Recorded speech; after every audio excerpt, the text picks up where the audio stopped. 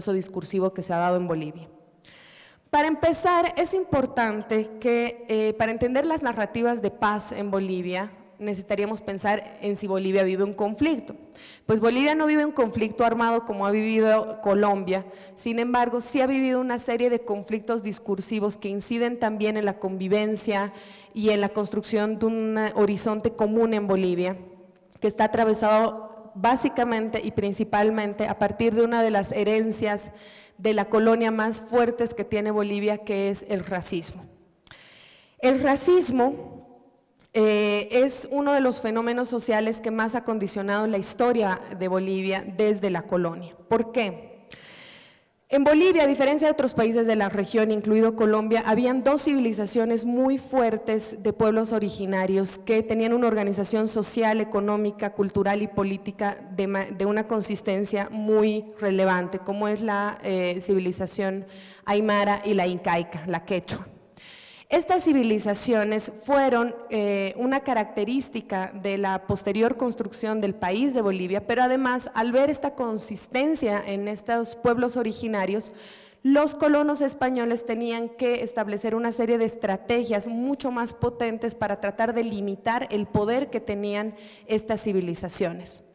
La estrategia para limitar el poder de las civilizaciones originarias que en todo caso, sufrieron, por supuesto, también los avatares del proceso de la conquista y la colonia.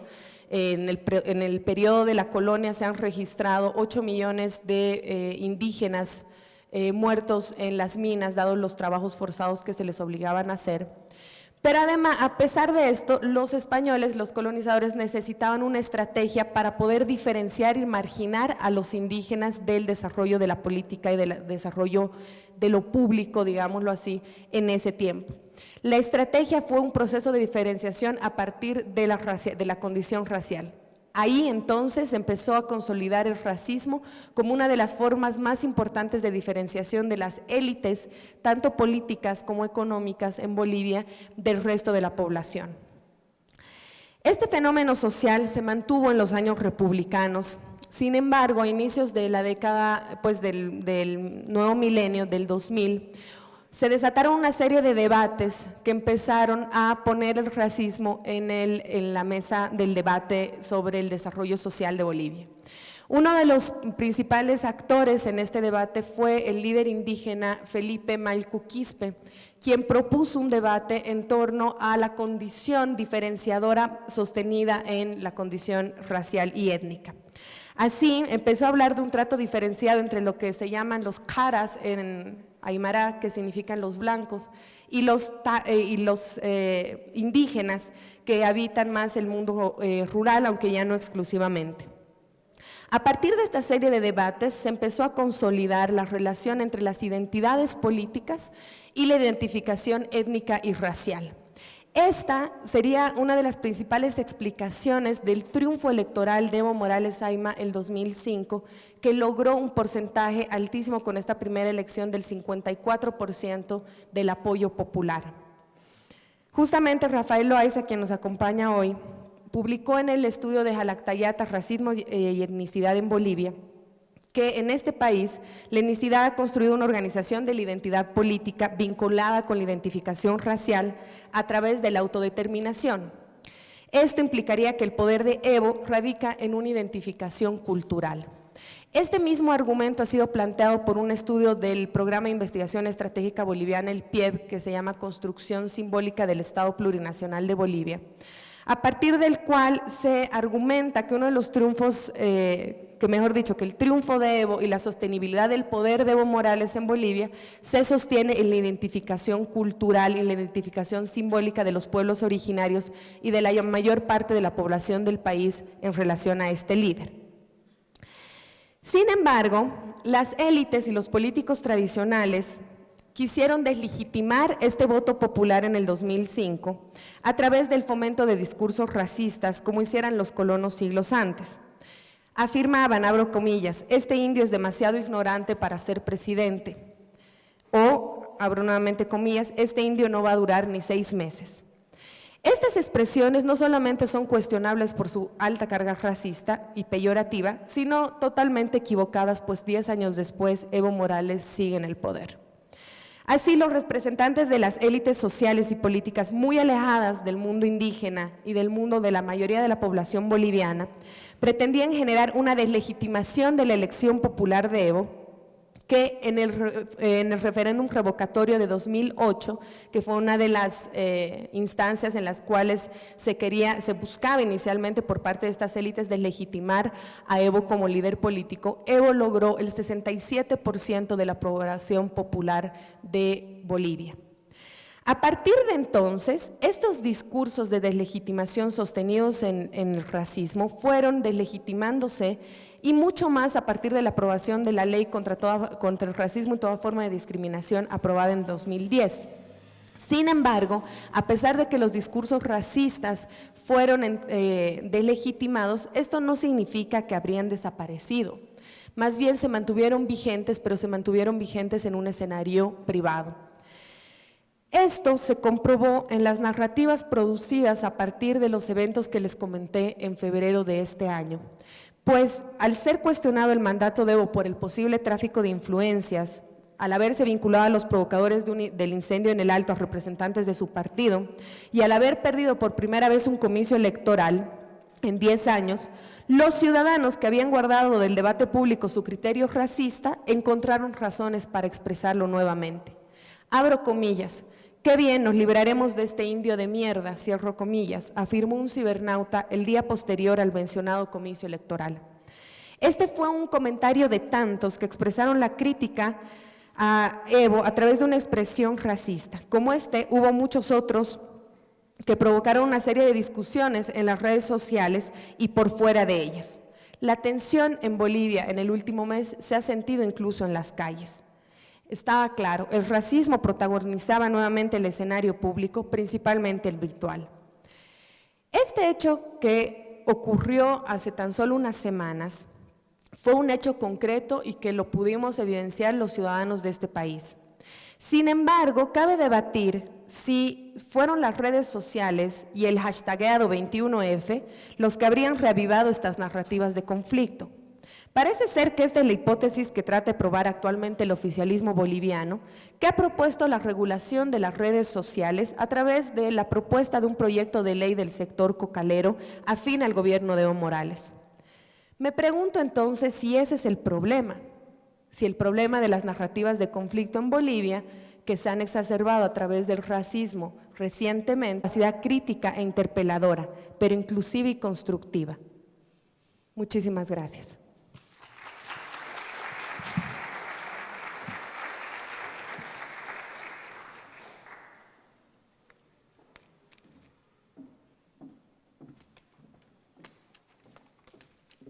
Agradecemos a la Liga de Comunicación Guadalupe Pérez Cajías por su intervención. Vamos a un ciclo de preguntas relacionadas con su conferencia. Tema de cómo generar una pedagogía de la esperanza y una pedagogía del optimismo, un poco en la línea de lo que planteaba el profesor Paulo Freire, que pienso yo es muy necesaria en los medios masivos de comunicación. Si bien es cierto, en el caso de Bolivia, como usted misma lo anotaba, las redes sociales no tienen un gran impacto en tanto que estas tecnologías no llegan a un muy amplio sector de la población. También es cierto que día por día asistimos a que en otros medios, como es el caso de la radio, como es el caso de la televisión, se habla de lo que acontece y de lo que sucede en las redes sociales, y eso genera, digamos que, una mayor repercusión en la opinión pública. Al respecto, quisiera formularle una pregunta, dado que en el caso boliviano las radios mineras tienen una participación muy importante en los procesos de opinión pública. Esas radios mineras que están muy clavadas en la cultura boliviana, ¿cómo han venido trabajando el tema de las redes sociales y cómo han venido incorporándose a estas nuevas tecnologías Y en ese mismo orden de ideas, la academia, ¿qué trabajos, qué líneas de investigación tiene para abordar estas nuevas realidades? Para empezar, creo que es importante aclarar que lastimosamente la fuerza, la potencia y sobre todo la autonomía que tenían las radios mineras en un inicio y que permanecieron así en las siguientes décadas, se ha perdido en el último tiempo porque las radios mineras han sido ya sea cooptadas por ONGs para poder trabajar con ellas, o han empezado a perder su capacidad autónoma porque se han vinculado con el Estado plurinacional, es decir, con el Estado gobernado por Evo. Entonces, las radios mineras han empezado a perder la capacidad de autonomía que era lo que a ellas las caracterizaba. La posibilidad de las radios mineras era que tenían la consigna de la comunicación de y para el pueblo, pero sin que habría ningún intermediario, ya sea del llamado tercer sector o del sector gubernamental. Lastimosamente, entre estos dos sectores se han empezado a cooptar lo que fuera la tradición de las radios mineras. Entonces, hoy por hoy, digamos que los mensajes que atraviesan las radios mineras no tiene la autonomía política que tenía en otros momentos, como fuera la década de los 50, de los 60, 70, que además sirvieron para las luchas por la democracia en Bolivia. En todo caso, no sabría bien cómo podríamos vincular ahorita en Bolivia las radios mineras con las redes sociales, porque las redes sociales pues son mucho más urbanas, ¿no? Y el sector minero está asentado en el área rural en Bolivia. Entonces, si bien hay ciudades intermedias o hay ciudades pequeñas como Oruro o Potosí, donde hay una presencia, digamos, de la cultura minera y que por supuesto también ahí hay personas que hacen uso de las redes sociales, no creo que por el momento podríamos hablar de un vínculo directo entre las redes sociales y las radios mineras en Bolivia. Ahora, ciertamente hay los medios como la radio y la televisión que permiten amplificar el mensaje de las redes sociales. Sin embargo, por lo mismo creo que las redes sociales todavía no tienen un poder considerable porque incluso en esos casos, si es que no interviene un medio masivo de comunicación tradicional, llamémoslo así, todavía entonces los mensajes de las redes sociales se quedan en un espectro muy pequeño, por lo menos en Bolivia, ¿no? Creo que eso… ¿Había una pregunta más? Perdón. Con relación a las líneas de investigación, en Bolivia, sobre todo en La Paz, bueno, en La Paz y en Cochabamba hay una tradición respecto a lo que es la comunicación para el desarrollo. Justamente esa es una de las áreas que trabaja la Universidad Católica Boliviana, a la cual también represento. Y se trata de hacer muchas investigaciones sobre lo que ha pasado con las radios, no solamente las radios mineras, sino con lo que se ha denominado la comunicación popular o la comunicación alternativa.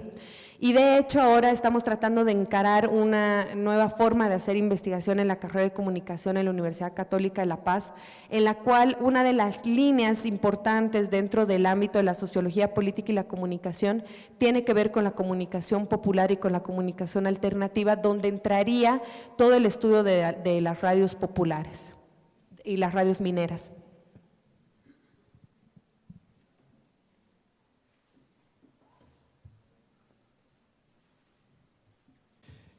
Mi pregunta, pues la que te quiero hacer es acerca del racismo que se tiene muy marcado en Bolivia.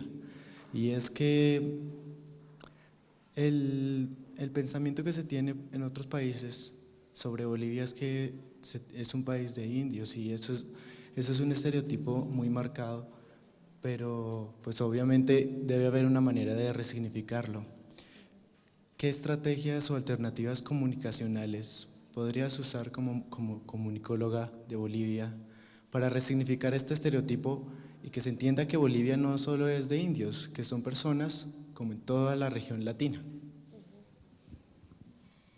Tomar en cuenta que Bolivia sí es un país indígena, o sea, sí lo es.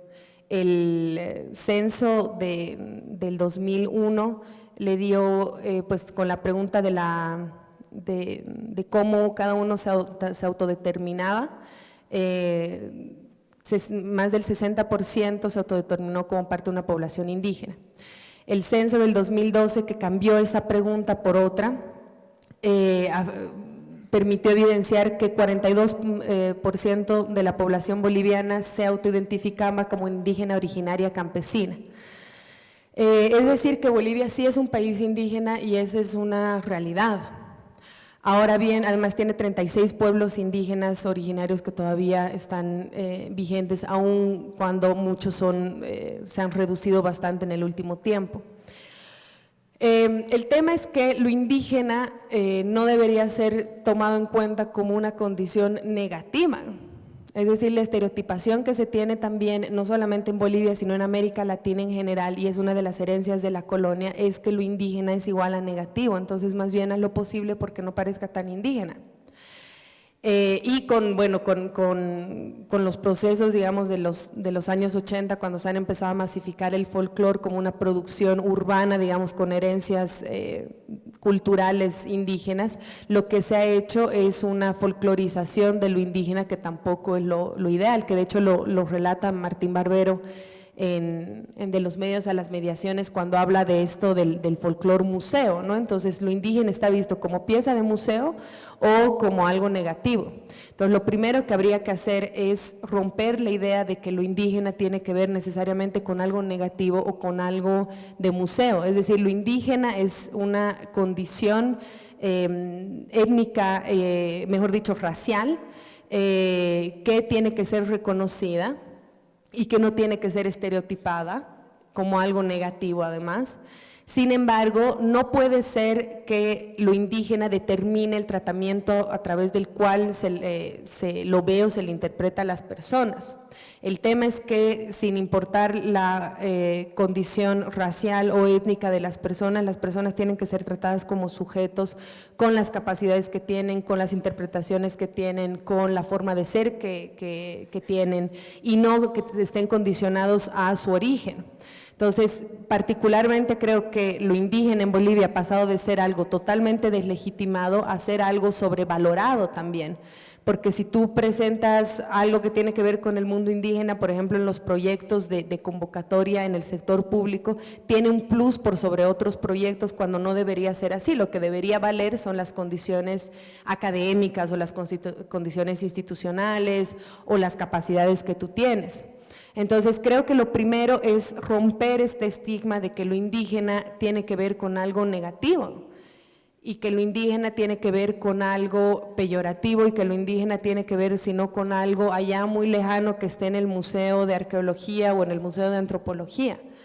Creo que lo indígena tiene que ser asumido como parte de la realidad de todos los pueblos latinoamericanos porque así lo es aun cuando es en diferentes grados, pero que tampoco, es decir, que tiene que ser reconocido como parte de la historia de todos los países latinoamericanos, pero que no se tiene que valorizar a las personas por su condición de indígena o no indígena, sino por su condición de persona, porque las personas tienen que ser tratadas a partir de sus propias cualidades y de sus propias habilidades y de sus propias competencias. Su origen racial o étnico no debería influir en el tratamiento en el cual se le dan a las personas. Incluso yo hice un trabajo de investigación aquí en Colombia viendo el tema de los indígenas, por ejemplo, que vienen de Pasto o los que vienen del Ecuador y que son o marginados por su condición de indígena o asumidos para que toquen algunas piezas del Cóndor Pasa, ¿no? Que es como la canción que se tiene así, como si fuera además la única canción que se tiene folclórica andina acá.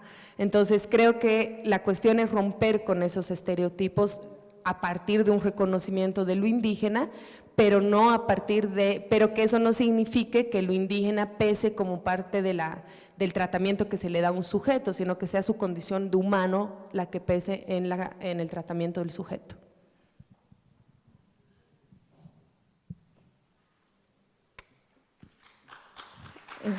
¿En qué medida o cómo influyen los medios en los procesos sociales?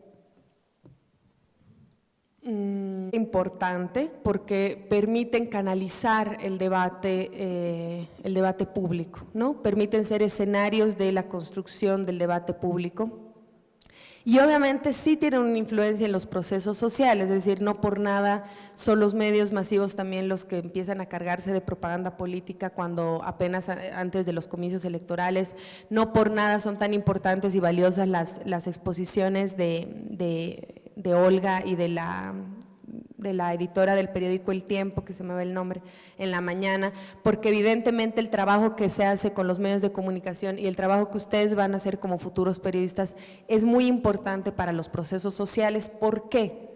Básicamente porque permiten, y ahí sí igual comparto con Olga, que los medios de comunicación no creo que eduquen, pero sí informan y sí pueden darle a la población los elementos suficientes y los datos pertinentes para que la ciudadanía construya las formas de interpretar lo que está pasando con su contexto político y social. Entonces, creo que lo importante es el nivel de la calidad de producción informativa, en el caso del periodismo, el que tiene que centrar, digamos, la concentración de los medios de comunicación masivos. ¿Qué nivel de información le estamos dando? ¿Qué pluralidad de fuentes están trabajando? ¿Qué calidad de datos? Por ejemplo, me gustó mucho la presentación esta mañana de esta plataforma que tenía una estadística impresionante de las cárceles en Colombia. Entonces, esos datos a mí me permiten entender que, por ejemplo, hay una diferenciación porcentual importante entre los presos hombres y los presos mujeres, y las presas mujeres, mejor dicho, entre los que están hace mucho más tiempo, entre los que no han recibido condena. Entonces, eso es lo que tiene que hacer el periodismo y eso debería potencializar los medios masivos de comunicación, darle elementos, darle datos a la ciudadanía para que la ciudadanía pueda construir a través también de los líderes de opinión que están en los medios de comunicación su propia forma de interpretar la realidad y a partir de esa interpretación poder actuar en esa realidad con mayor pertinencia, con mayor capacidad argumentativa.